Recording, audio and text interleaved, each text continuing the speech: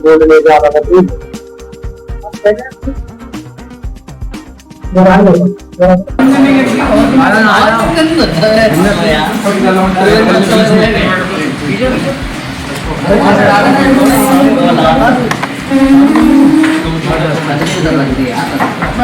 Mic लगा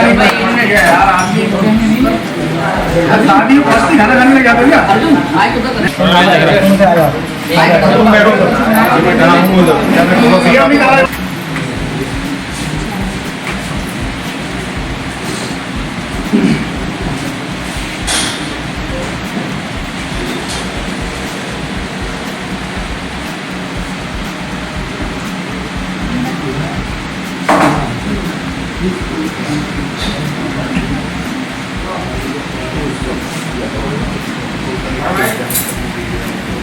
बना दे pro battery रही है।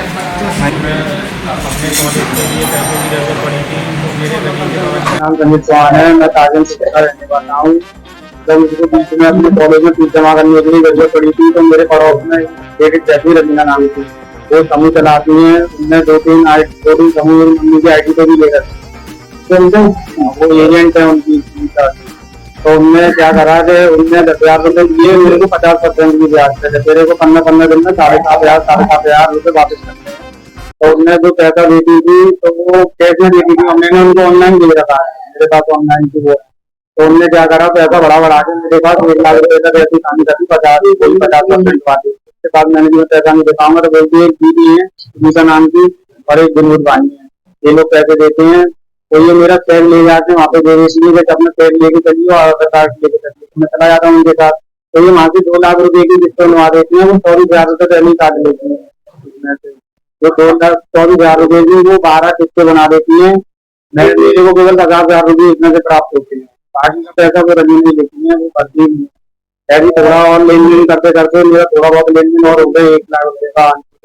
तो मैं वो ब्याज लगा के क्या करती थी, जैसे ब्याज का पैसा बढ़ जाता था तो पैसे हाथ में रख देती थी, वीडियो में बोलते थे मैंने आंटी से इतना पैसा लिया है, मैं इतनी तारीख को वापस कर दूंगा। वीडियो में ब्याज नहीं ढूंढने देती थी, केवल पैसे बुलवा देती ब्याज लगा के। तो उन्होंने मेरे को 4,00,000 रुपए कर दिए। मैंने कहा कि नहीं दिखाऊंगा। तो उनने मेरे से कहा अगर तेरी जान पहचान में कोई सुनार हो तो उसको मेरा एक काम करवा दे, बिना GST का गोल्ड बनवा दे। तो मैं तो पता हुआ था, मैंने उनकी बात मान ली। तो मैं लेके आता था उनके लिए गोल्ड, तो वो ज्वेलरी वगैरह बनवाती थी, कभी नेकलेस कभी कुछ ऐसे करके। तो मैं उनसे लाके देता रहा, 4 बार ही लेके आया हूँ, ज्यादा बार लेके आया, अच्छी बात है। तो उनने जब वो गोल्ड के लिए पैसा देती थी उसकी भी वीडियो बना लेती थी। जब मैं गोल्ड देने जाता था तो मेरा फोन रख लेती थी। तो ऐसी करके उनने मतलब 3-4 बार ले चुकी थी। तो मतलब एक लास्ट बार से गोल्ड बनाया 20 तारीख को बना, उनको रात को देके आया हूँ करीब 1 बजे करीब। मैं जब वहाँ से वापस आया था, मैं ट्रैक से आया था ऑनलाइन, मैंने वहाँ से पूछा। तो उसके बाद उन्होंने मेरे को फोर्स किया कि एक आध बार और बनवा दे, किसी और का बनवाना चाह रही थी मोटे अमाउंट में, कम से कम 30-40 लाख रुपए का। तो वो गोल्ड नहीं बनवाती, मतलब वो किसी का मतलब बोल देगी कि गोल्ड वाला तो भाग जा किससे बनवाया है, वो पैसा धीरे करके मैं देख लूंगी। पूरी नाम की थी, उनको उनसे पैसा लेके वो मेरे ऊपर आ जाता। ये बातें उन्होंने रिकॉर्ड कर दी मेरी, सही है ऐसे ऐसे भाग जाएगा ये पैसे लेके।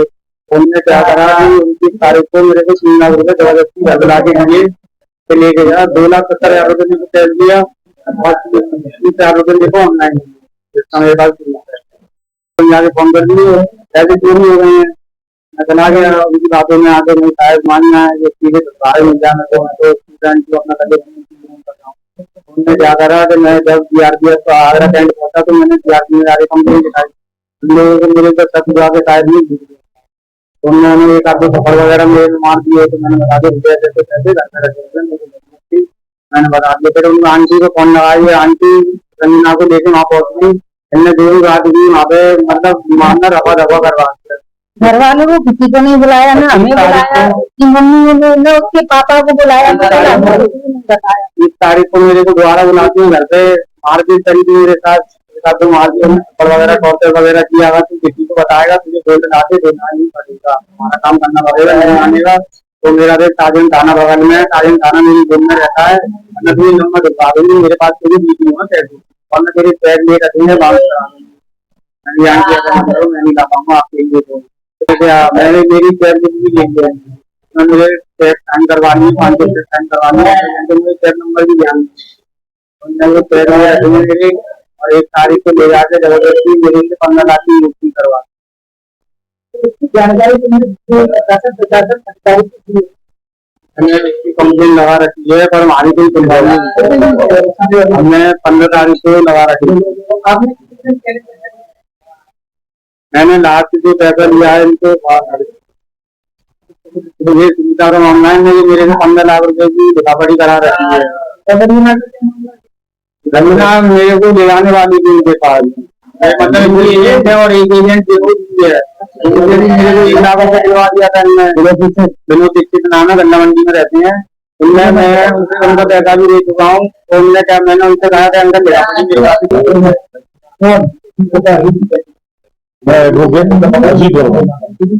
जब ये संगीत वाला प्रकरण मेरे पास आया, ये बच्चा आत्महत्या करने जा रहा था, इसके चाचा भगत सिंह मेरे पास आए, उनके वकील साहब हमारी मदद करो, हम एक सूटखोर महिला के आतंक में फंस गए।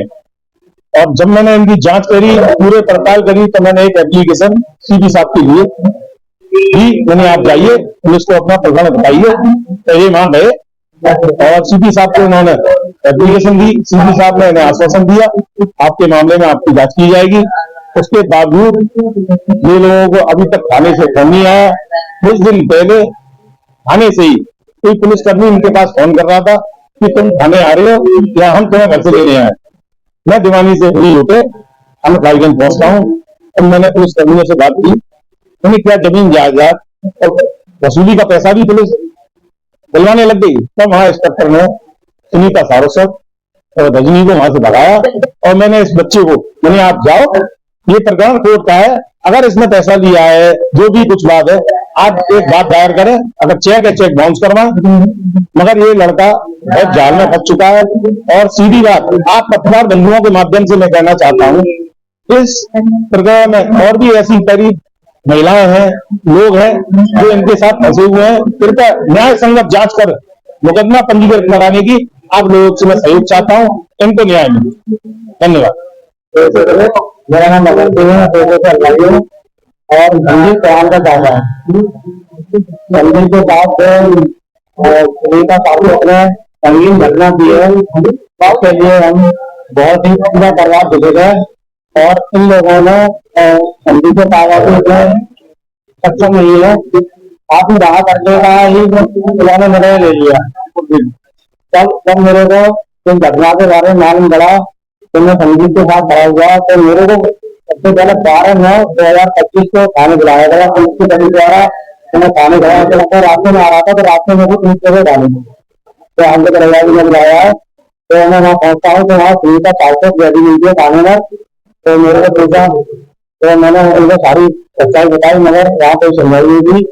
जब मैं बाहर आया, वहां से थाने से बाहर आया, तो सुनीता सारस्वत के साथ में विनोद दीक्षित जो निवासी गल्ला मंडी के, तो तीनों लोग साथ में कलामी में चढ़ा था। तो सुनीता सारस्वत ने मेरे को कहा कि अगर संदीप का साथ दोगे तो संदीप को मैं आगे उठवा दूंगी और अगवा करवा करके नाम पुष्टा करवा दूंगी। इन्होंने गाँव कराया।